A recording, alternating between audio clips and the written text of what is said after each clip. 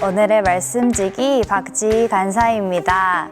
우리가 지금까지 지내온 것은 하나님의 은혜입니다. 이 은혜는 우리 자신만 받음으로 그치는 것이 아니라 타인에게 나눔으로 풍성해져야 할 것입니다. 우리 주변을 돌아보며 필요한 이들에게 따뜻함을 나누는 연말 되시길 바랍니다.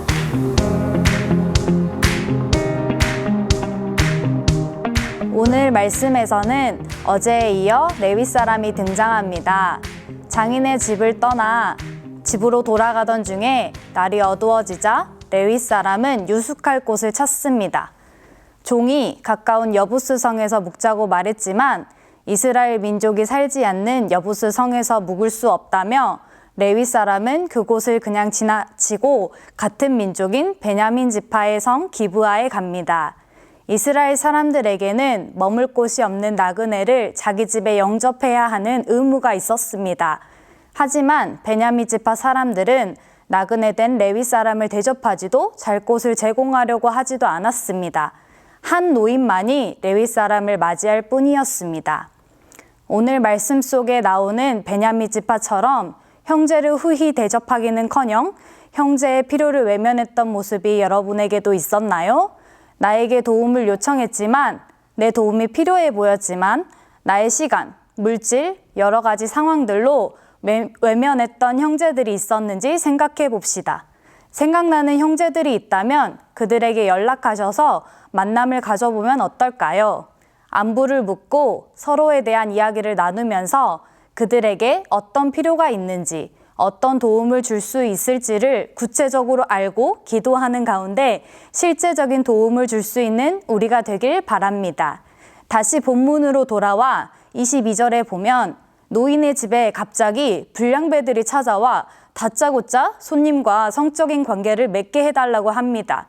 여기서 이야기하는 불량배들은 문자적으로 벨리알의 아들들, 곧 악의 세력에 빠진 자들을 가리킵니다.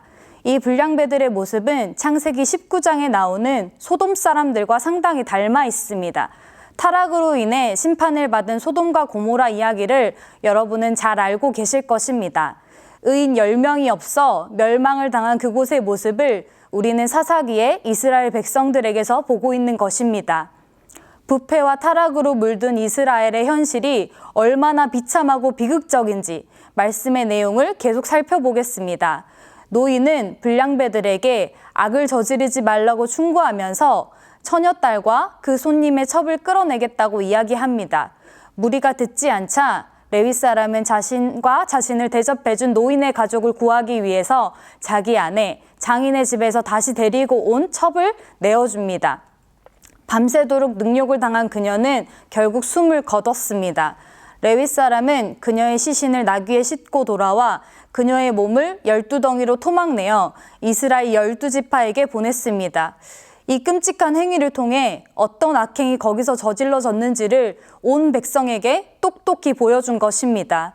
이 사건이 얼마나 충격적이었는지 이후 호세아서에 기록될 만큼 기브아의 죄라는 말이 속담처럼 이스라엘에게 남게 되었습니다.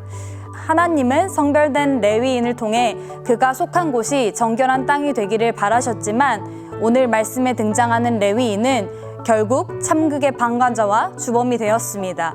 기브아 사람들의 악행에는 분노하면서 자신의 잘못에 대해서는 둔감한 레위 사람과 같은 모습이 우리에게 있지는 않았습니까? 어떻게 하면 우리 자신의 문제를 직시할 수 있을까요? 마음에 하나님 두기를 싫어하고 자기 소견에 옳은 대로 행하는 자의 삶은 혼란뿐입니다. 우리의 모든 죄를 알게 해달라고 기도합시다. 모든 죄를 고백하고 성령 충만을 구합시다. 성령님이 이끄시는 삶으로 나를 드릴 때 하나님께서는 이 한 사람을 통해 놀라운 역사를 행하실 것입니다.